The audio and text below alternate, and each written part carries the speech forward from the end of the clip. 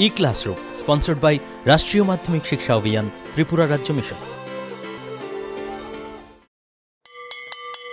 মাধ্যমিক স্তরের শিক্ষার গুণগত মানকে সুনিশ্চিত করার লক্ষ্যে রাষ্ট্রীয় মাধ্যমিক শিক্ষা অভিযান, ত্রিপুরা রাজ্য মিশন কর্মরত মাধ্যমিক স্তরের শিক্ষক ও বিদ্যালয় প্রধানদের প্রশিক্ষণ, বিজ্ঞান শিক্ষণ সামগ্রী প্রদান, ছাত্রীদের আত্মরক্ষামূলক প্রশিক্ষণ, মেধায় পিছিয়ে পড়া ছাত্রছাত্রীদের বিশেষ শিক্ষাদান, প্রতিবন্ধীদের জন্য অনুদান, রাজ্যে কলা উৎসব আয়োজন সহ অন্যান্য কর্মসূচি রূপায়ণ করছে।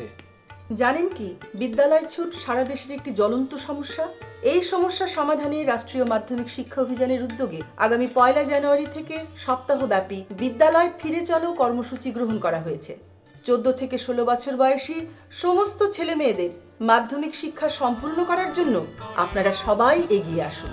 মাঝপথে যারা লেখাপড়া ছেড়ে দিয়েছো বন্ধুরা, তোমরা বিদ্যালয়ে আবার ফিরে এসো।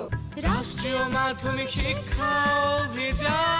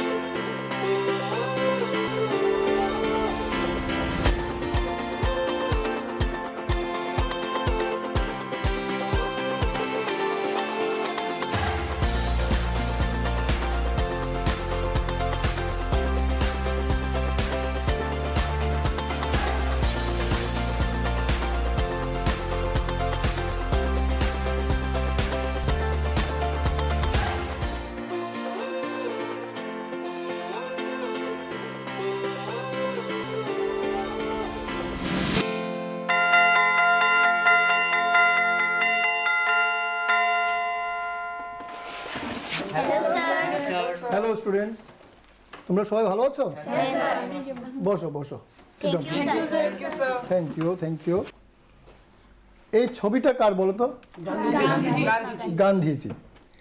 তাহলে আমি আজকে এই গান্ধীজির উপরে একটা ভেরি ইন্টারেস্টিং বিষয় নিয়ে তোমাদের সামনে আমি আলোচনা রাখব।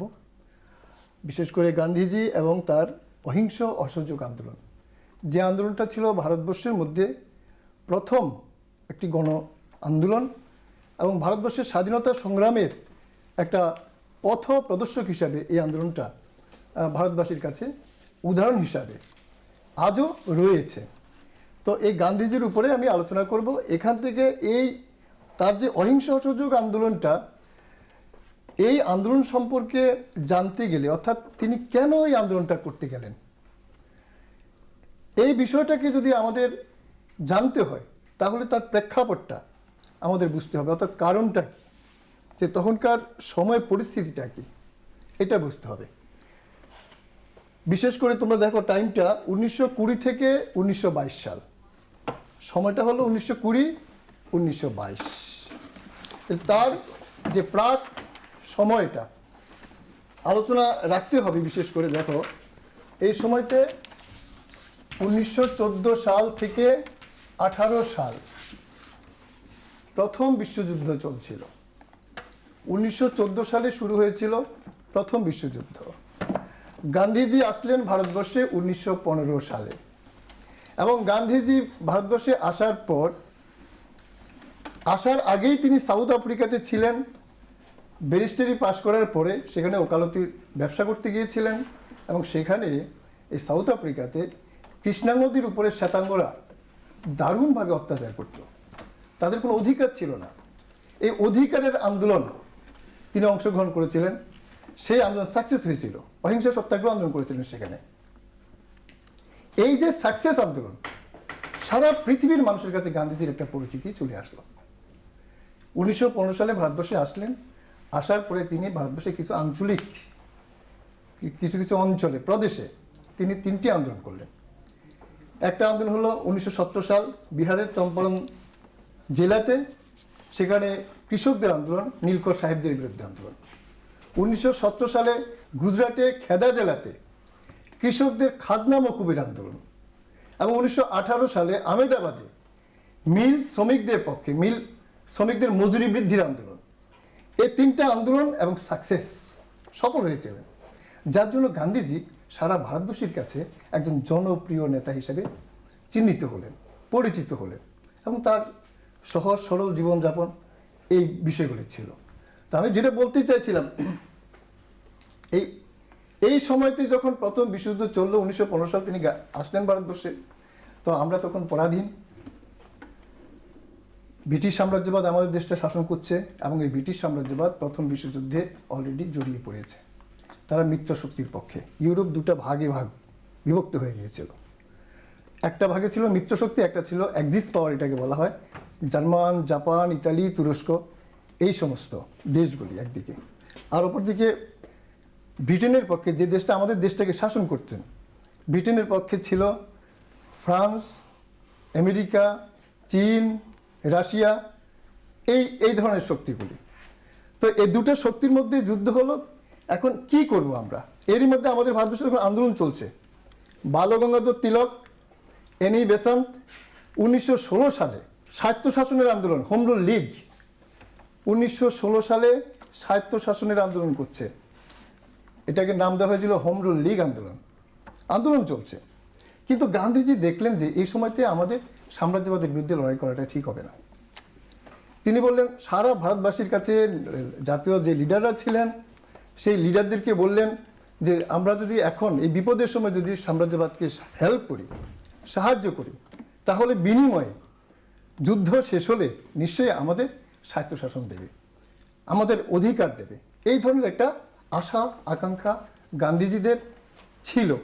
স্বাভাবিক কারণে গান্ধীজি আহ্বান করলেন, ভারতবাসী সমর্থন করলেন, এবং এই যুদ্ধে ব্যাপক অংশের ভারতবাসী ইংরেজদেরকে সাহায্য করলো, সামরিক বাহিনীতে যোগদান করলো।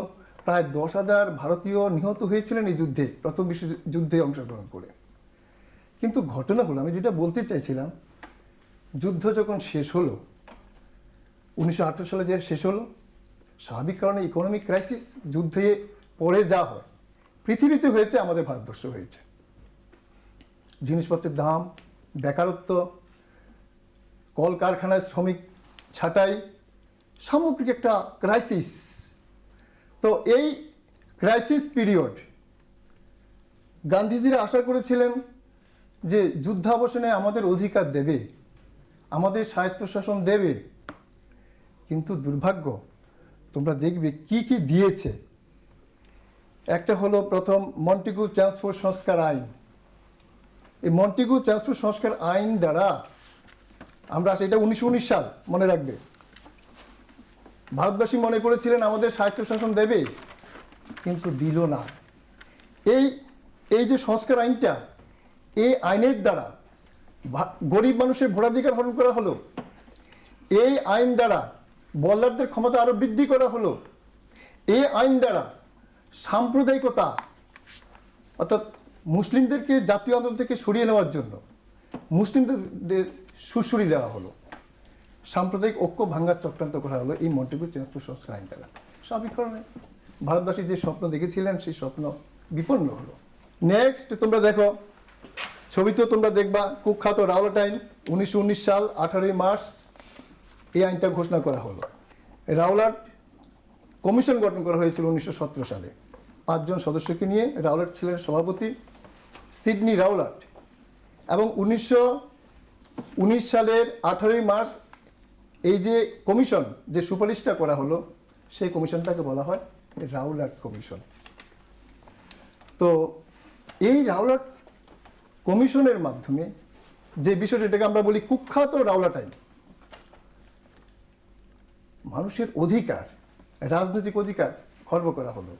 বিনা বিচারে আটক, যে কোনো শাস্তিদান, সন্দেহভাজন ব্যক্তিকে গ্রেপ্তার করা, যে কোনো ব্যক্তিকে সন্দেহ হলে তার বাড়িতে তল্লাশি করা, বাড়ির মালিকের অনুমতি ছাড়া।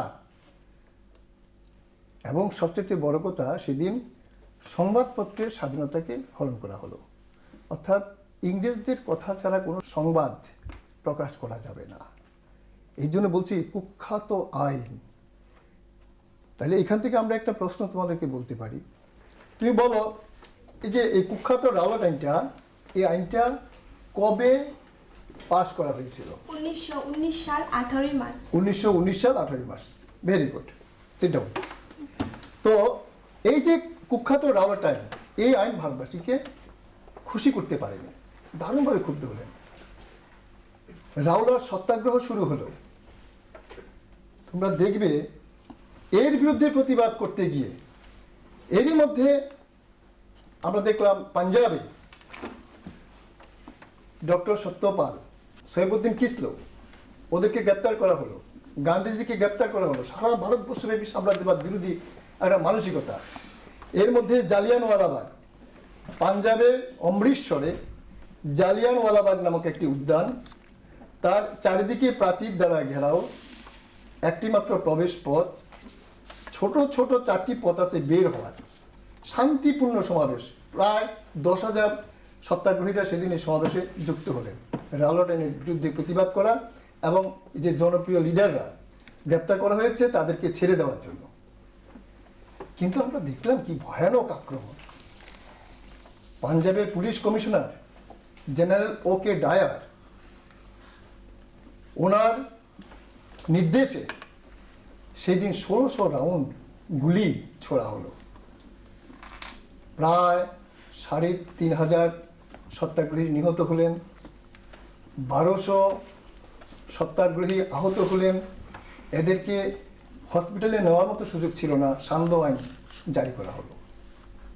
এই ভয়ানক আক্রমণ, তার প্রতিবাদে আমরা দেখলাম সেদিন আমাদের কবিগুরু রবীন্দ্রনাথ ঠাকুর, উনি নাইট উপাধি ত্যাগ করেছিলেন, প্রতিবাদ করেছেন ইংরেজদের দেওয়া নাইট উপাধি ত্যাগ করে।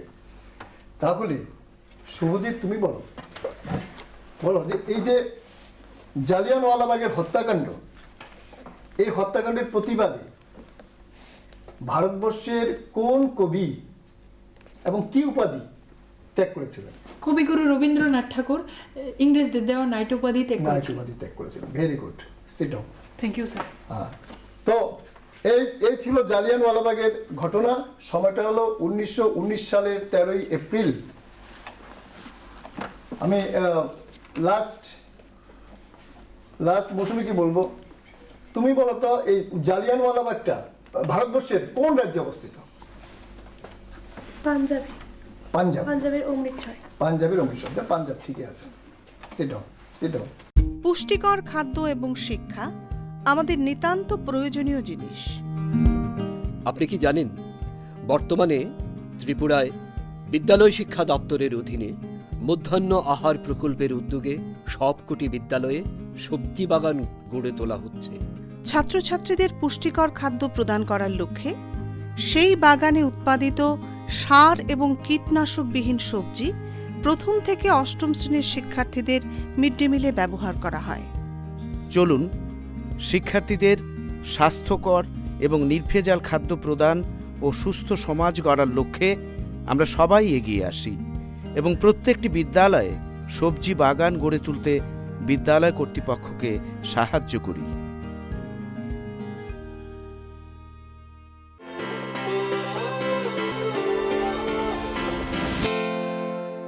দিবাকর বলো, জালিয়ানওয়ালাবাগের হত্যাকাণ্ডটি কোন সালে হয়েছিল এবং কত তারিখ? 1919 খ্রিস্টাব্দের 13ই মে। 1919 খ্রিস্টাব্দের 13ই এপ্রিল। 13ই এপ্রিল, ঠিক আছে, বসো। তো এই যে জালিয়ানওয়ালাবাগের হত্যাকাণ্ড এবং নেক্সট এই হত্যাকাণ্ড ভারতবাসী ক্ষুব্ধ হলেন এবং নেক্সট দেখো খিলাফত আন্দোলন, যেটা গান্ধীজির কাছে একটা সুবর্ণ সুযোগ আসলো ভারতবর্ষের জাতীয় ঐক্য, জাতীয় সম্প্রীতি রক্ষা করার জন্য। কি হলো ঘটনা দেখো, ভারতবর্ষের মুসলিমরা একদিন পর্যন্ত ইংরেজদেরকে বন্ধু হিসেবে মনে করতেন, কিন্তু প্রথম বিশ্বযুদ্ধের পর ভার্সাই সন্ধির মধ্য দিয়ে তুরস্কের সুলতান খলিফাকে ক্ষমতাচ্যুত করা হলো, কারণ তুরস্ক ছিল মিত্রশক্তির বিরুদ্ধে, এরা পরাজিত। তো খলিফার পদটাকে অবসান করা হলো, ক্ষমতাচ্যুত করা হলো। সারা পৃথিবীর মুসলমানরা, আমাদের ভারতবর্ষের মুসলমানরা এটা ভালো চোখে দেখলেন না, কারণ হলো খলিফার পদটা মুসলমানদের মধ্যে ধর্মীয় গুরুর পদ হিসাবে ছিল, বিশ্বাস করতেন এটা ধর্মীয় গুরুর পদ। তো আমাদের ভারতবর্ষের মুসলিমরাও এবার ইংরেজদের বিরুদ্ধে তারা খিলাফত আন্দোলনের সিদ্ধান্ত গ্রহণ করলো।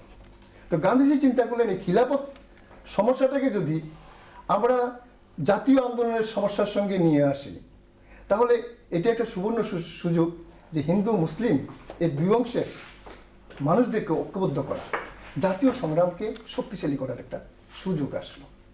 তো স্বাভাবিক কারণে আমাদের জাতীয় লিডাররা মেনে নিলেন এবং এই আন্দোলনকে সাপোর্ট করলেন, এবং এই সুযোগে গান্ধীজি তার অহিংসা অসহযোগ আন্দোলন এরকম একটা মাথায় তিনি আনলেন, এবং এই আন্দোলন কিভাবে করা যাবে তার জন্য কলকাতা কংগ্রেস, তার আগে আরেকটা বিষয়ও ছিল প্রভাবিত করেছিল আন্দোলনটাকে, সেটা হলো আন্তর্জাতিক ঘটনা, আন্তর্জাতিক কিছু ঘটনা। অর্থনৈতিক ক্রাইসিসের কথা আমি বলছি আগেই, আমাদের দেশটা তখন ক্রাইসিস, ইকোনমিক ক্রাইসিস, ভারতবাসী ক্ষুব্ধ।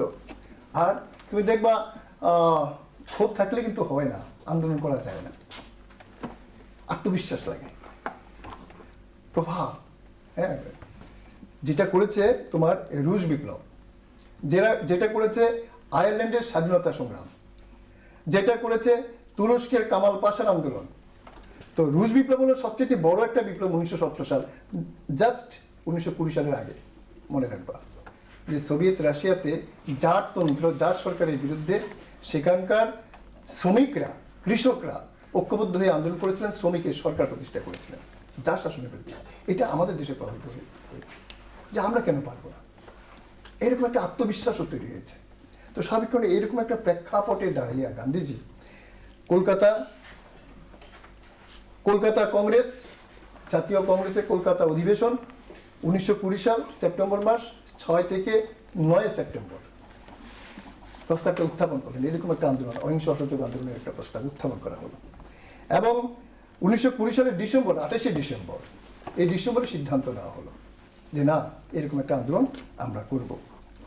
তো এখান থেকে আমি তোমাদেরকে একটা প্রশ্ন করি, দিবাকর বলো, মিডলে দিবাকর বলো, কংগ্রেসের কোন অধিবেশনে অসহযোগ আন্দোলনের প্রস্তাবটা অনুমোদন করা হলো? নাগপুর কংগ্রেস অধিবেশনে, অর্থাৎ নাগপুর অধিবেশনে 1920 সালের 28শে ডিসেম্বর। ঠিক আছে, থ্যাংক ইউ, বসো। Thank you sir. কলকাতা কংগ্রেসে তাহলে সিদ্ধান্ত গ্রহণ করা হলো, কার্যকরী করা হলো, এবং এই কংগ্রেস থেকে যে অহিংস অসহযোগ আন্দোলনের আদর্শটা কি হবে সেটা স্থির করা হলো, যে আদর্শটা হবে অহিংসা সত্যাগ্রহ। এই আন্দোলনের আদর্শ হবে অহিংসা সত্যাগ্রহ, মাথায় কিন্তু রাখবে এটা, মানে হিংসার ভাব থাকবে না, সৎ পথে চলবে, সত্যের পথে চলবে, ন্যায়ের পথে চলবে, আন্দোলনটা এইভাবেই চলবে। তোমরা মনে আছে কি জানি না, আমরাও পড়েছি সম্রাট অশোক অহিংসা নীতি গ্রহণ করে পৃথিবীতে শ্রেষ্ঠ আসন দখল করেছে। আজও আমাদের কাছে শ্রেষ্ঠ সম্রাট অশোক। কেন?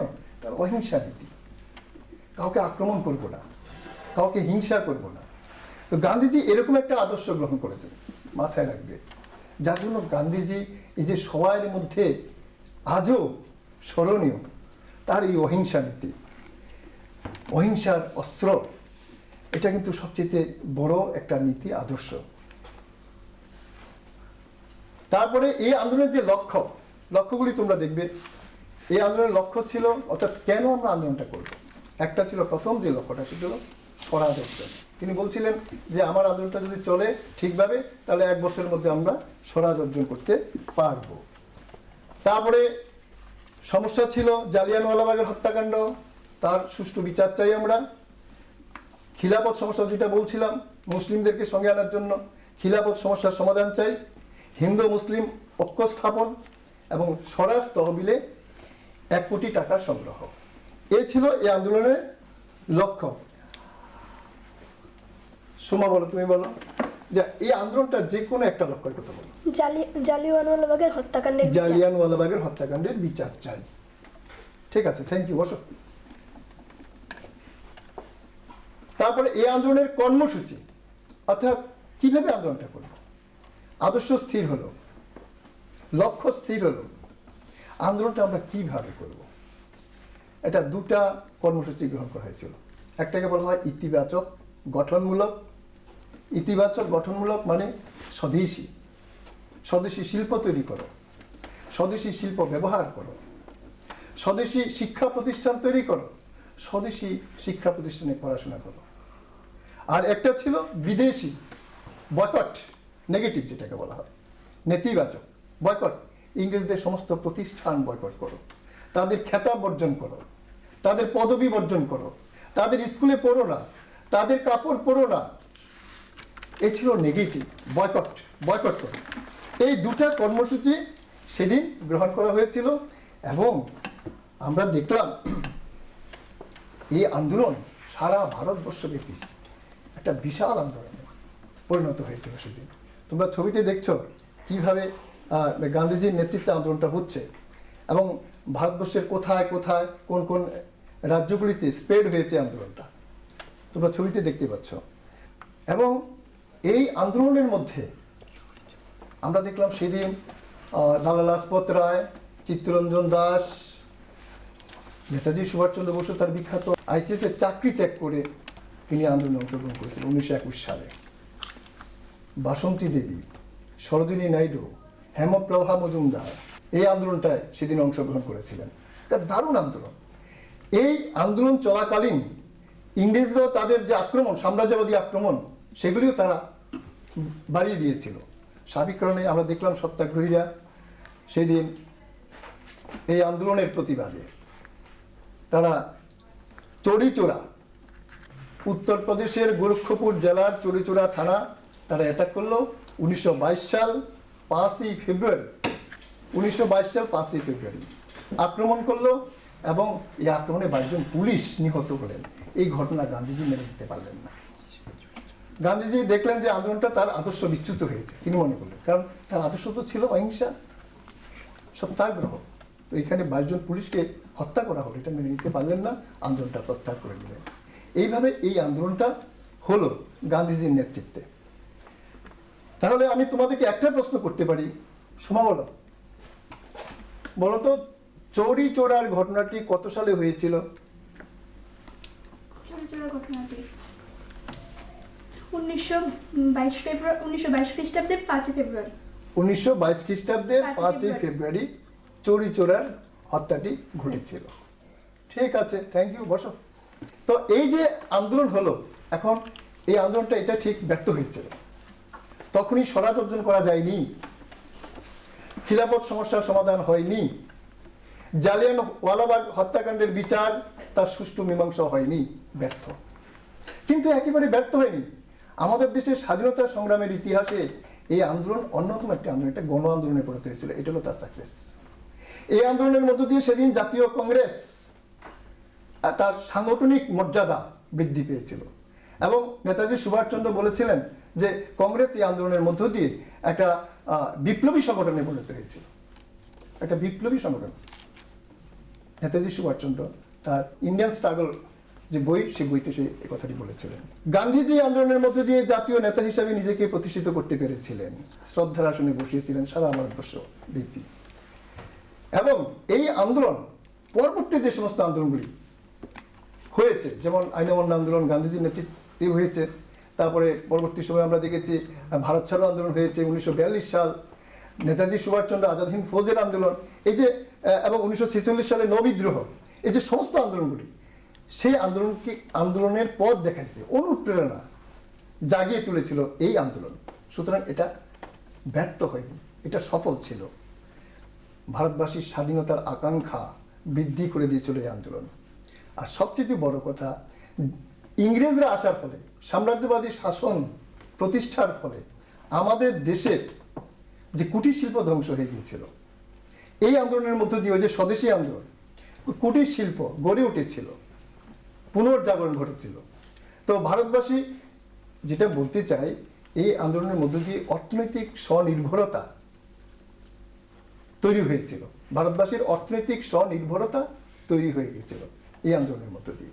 এই আন্দোলনের মধ্য দিয়ে দারিদ্রতা, মদ্যপান, অস্পৃশ্যতা, এই বিষয়গুলি সম্পর্কে গ্রামের মানুষ সচেতন হয়েছিলেন এবং গ্রামের মানুষ ব্রিটিশ সাম্রাজ্যবাদের স্বরূপ বুঝতে পেরেছিল এবং তাদের মধ্যে রাজনৈতিক চেতনা বৃদ্ধি পেয়েছিল। এটি হলো তার বড় সাকসেস, রাজনৈতিক চেতনা। তাহলে আমরা বলতে পারি এই যে গান্ধীজি এই যে অহিংস অসহযোগ আন্দোলনটা করলেন আমাদের দেশের ইতিহাসে, আমাদের স্বাধীনতা সংগ্রামের ইতিহাসে একটা বিশাল আন্দোলন। ভারতবাসীকে ঐক্যবদ্ধ করার ক্ষেত্রে, বিশেষ করে হিন্দু মুসলিম তার ঐক্য স্থাপন করার ক্ষেত্রে একটা বিশাল ভূমিকা নিয়েছিলেন এই আন্দোলন।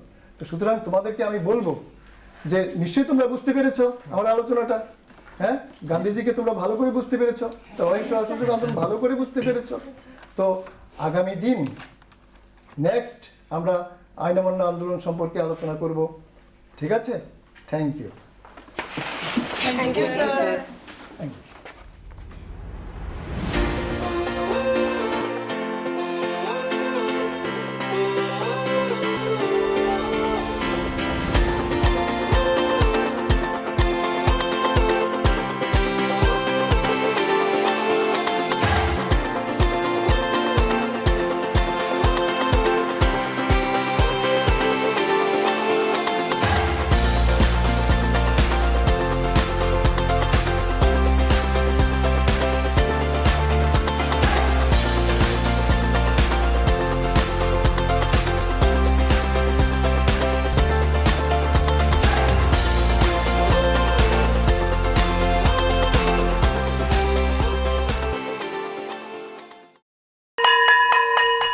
ড্রপ আউটের ঘুচিয়ে ক্ষত, স্কুলে পড়ুয়ার বাড়ছে ভিড়। সর্বশিক্ষা মিড ডে মিলে স্কুল সকলের আশার নীড়। রাজ্যের 6 থেকে 14 বছরের সব শিশুদের বিদ্যালয়ের আঙিনায় এনে তাদের বুনিয়াদী শিক্ষা সুনিশ্চিত করতে সর্বশিক্ষা অভিযান বদ্ধপরিকর। তাদের শিক্ষার সুবিধার জন্য রয়েছে বিনামূল্যে পাঠ্য বই, বিদ্যালয়ের পোশাক, উন্নত মানের পড়াশোনা, স্বাস্থ্যসম্মত শৌচাগার, বিশুদ্ধ পানীয় জল, পুষ্টিকর মধ্যাহ্ন আহার, খেলাধুলার ব্যবস্থা এবং আরও অনেক কিছু। হ্যাঁ, তাই দেরি না করে আজই আপনার এলাকার সব শিশুদের নিকটবর্তী সরকারি বিদ্যালয়ে ভর্তি হতে উৎসাহিত করুন। E-Classroom was sponsored by রাষ্ট্রীয় মাধ্যমিক শিক্ষা অভিযান, ত্রিপুরা রাজ্য মিশন। ভারতবর্ষে সংবিধানের মধ্যে আমাদের 6 রকমের মৌলিক অধিকার দেওয়া আছে বর্তমানে। তার মধ্যে একটি হলো স্বাধীনতার অধিকার। বুঝতে পেরেছো? এইভাবে সেটাকে বাস্তবায়িত করার চেষ্টা হচ্ছে। স্বাধীনতার অধিকার সেটা কি তোমাদের মনে একটা প্রশ্ন জাগতে পারে? তো সেখানে বলা হচ্ছে যে বাক স্বাধীনতা।